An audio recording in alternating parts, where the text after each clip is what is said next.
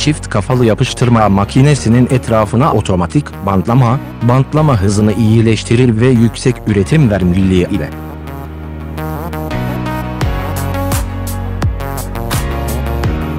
ekipman, gıda kutuları sızdırmazlık bandının sızdırmazlığını sarmak için tasarlanmıştır.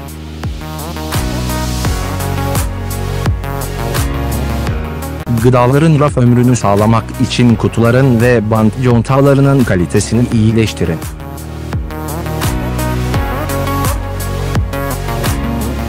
Gıda, SNCK gıda için ideal bir paketleme ekipmanıdır.